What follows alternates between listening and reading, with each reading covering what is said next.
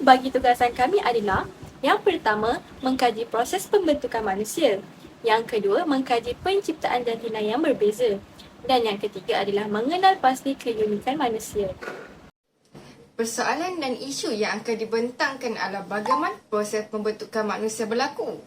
Bagaimana pula dari persoalan ini kita dapat kaitkan dengan pengklonan manusia? Assalamualaikum warahmatullahi wabarakatuh. Saya akan membuat perbincangan tentang objektif 1, iaitu mengkaji proses pembentukan manusia.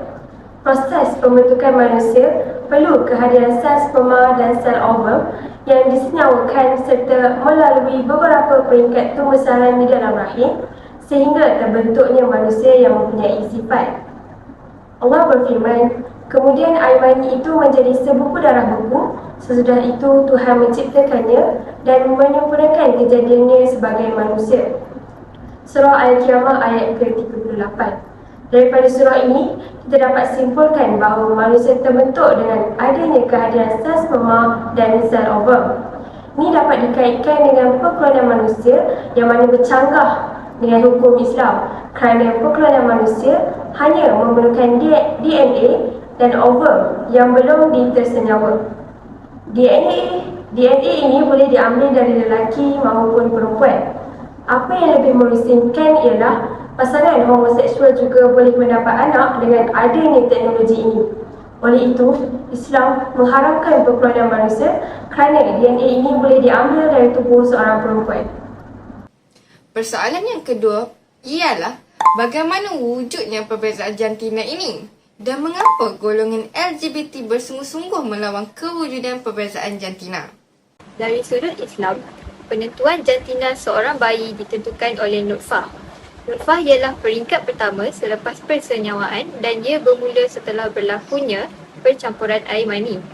Firman Allah dalam surah Al-Insan ayat 2 yang berbunyi, sesungguhnya kami telah menciptakan manusia daripada setitis air mani yang bercampur yang kami hendak mengujinya dengan perintah dan larangan.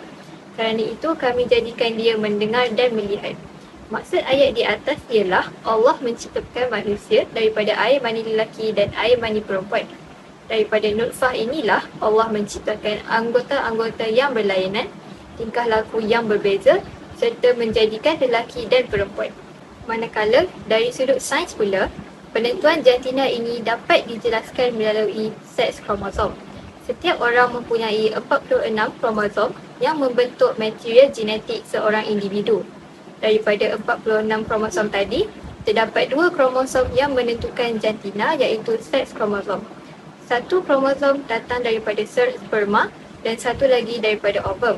Ovum hanya mempunyai satu jenis kromosom dipanggil kromosom X, sementara sperma boleh membawa kromosom X atau kromosom Y. Jika bayi disenyawakan dengan seks kromosom XX, bayi yang terbentuk adalah bayi perempuan.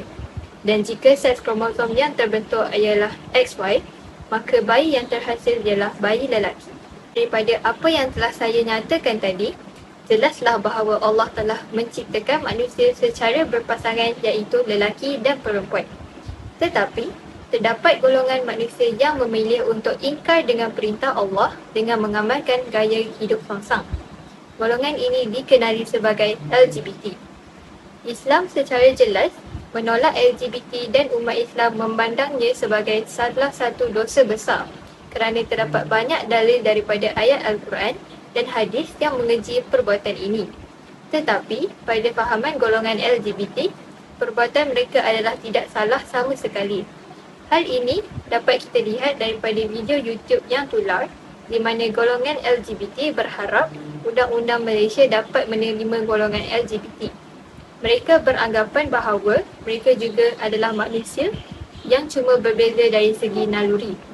Tambahan pula, mereka mendakwa bahawa saudara sesama Islam sendiri membuatkan mereka jauh dari Islam bila mana mereka memandang serong dan melayan golongan LGBT dengan kasar. Hal ini tidak dapat dielakkan kerana jelas terdapat dalil-dalil dari Al-Quran dan hadis yang mengharamkan LGBT ini. Antaranya adalah tempelakan Allah Subhanahu Wa Taala kepada kaum Nabi Lut. Maksud firman Allah, dan Nabi Lut ketika ia berkata kepada kaumnya, patutkah kamu melakukan perbuatan keji yang tidak pernah dilakukan oleh seorang pun di dunia ini? Sesungguhnya, kamu mendatangi lelaki untuk memuaskan nafsumu, bukan kepada wanita, bahkan kamu ini adalah kaum yang melampaui batas. Surah Al-A'raf ayat 80 hingga 81. Maka, tidak hairanlah mengapa golongan LGBT ini dilayan dengan cara sebegitu. Namun, Islam mengajar umatnya untuk saling menasihati dan tegur menegur antara satu dengan yang lain dengan penuh adab dan sopan. Kerana tanpa adab dan cara yang betul, ia bukan saja akan menimbulkan salah faham, bahkan ia akan menimbulkan kemarahan orang yang ditegur dan menyebabkan terjadinya pertengkaran kerana tidak semua orang boleh menerima nasihat dan teguran. Oleh itu, adab dan sopan perlu seiring dalam menasihati, menegur dan memberikan pendapat supaya kita dapat membantu membendung gejala LGBT. Akhir sekali, apakah keunikan yang ada pada manusia? Apa pula kaitan isu ibu tumpang dengan keunikan yang ada pada manusia? Setiap manusia diciptakan dengan pelbagai gabungan genetik yang membolehkan perubahan yang berlaku dalam tubuh badan kita, dan ini dapat membezakan setiap orang dalam pelbagai aspek luaran seperti warna kulit, warna mata dan ketinggian. Umum mengetahui setiap genetik yang diperolehi adalah warisan atau gen yang diturunkan daripada ibu bapa kepada waris kandungnya melalui kromosom. Hal ini dapat dibuktikan melalui surah Al-Furqan ayat 54, iaitu Allah berfirman, "Dan dialah Tuhan yang menciptakan manusia dari air mani lalu dijadikan titisan baka dan pertalian keluarga." Daripada ayat tersebut, dapat disimpulkan bahawa setiap makhluk di dunia ini akan mewarisi baka daripada induknya. Akan tetapi, pada era modernisasi ini, telah berlakunya satu perbuatan yang telah melanggar hukum Allah, iaitu ibu tumpang atau istilah lainnya penyewaan rahim. Proses ibu tumpang ini dilakukan dengan memindahkan benih isteri yang telah disenyawakan dengan benih suami, lalu janin itu dikandungkan oleh ibu tumpang sehingga dilahirkan dan kemudian diserahkan kepada pemilik asalnya sebagai ibu hakiki.